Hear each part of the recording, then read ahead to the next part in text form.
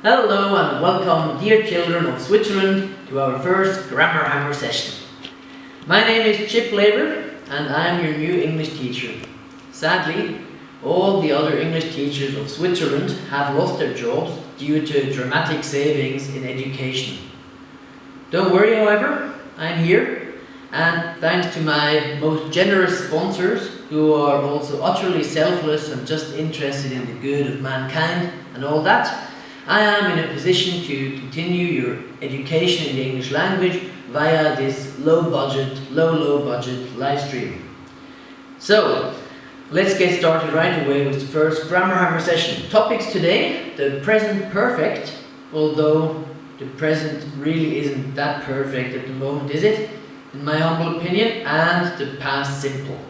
Grammar Hammer! We'll start today's lesson with a drill of irregular verb forms sponsored by Mahayama. Mahayama, cuddly robot friends who listen to you and give you compliments. So, here are the regular verb forms of some of the most relevant and salient vocabulary items of the day. I will read them to you and you can then repeat. Now, of course, if you want to practice at home, you can download the full Mahayama irregular verb list at any time from our Grammar Hammer website.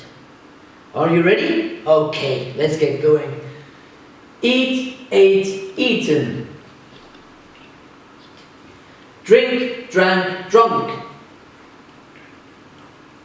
Buy, bought, bought.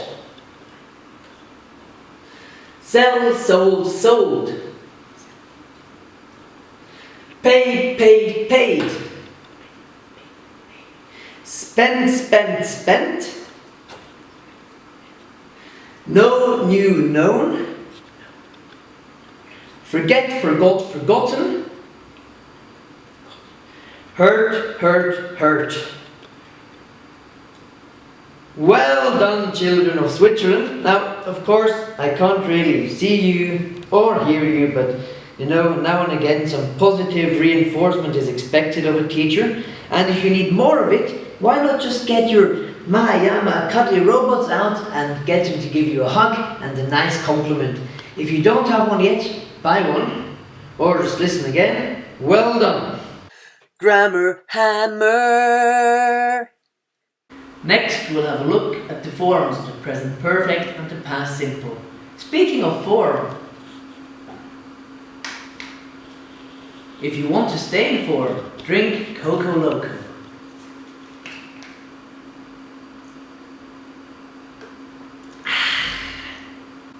Coco Loco. Buy a six-pack, get a six-pack. Now with extreme protein. Let's have a look at the forms of the two tenses in question. To form the past simple, if it's a regular verb, just add ed. Learn becomes learned. Easy. To form irregular verbs, just check the second column of your Mahayama irregular verb list. Know becomes knew. The present perfect is just as easy. You need two ingredients, the auxiliary verbs has or have, plus the past participle, which is third column of your list. As an example, we have forgotten. That's already it. Grammar Hammer. So, dear children, do you have any questions? Just joking, I couldn't hear you anyway if you had any. I'm afraid that to learn all these irregular verb forms, you will just need a lot of patience, discipline and time.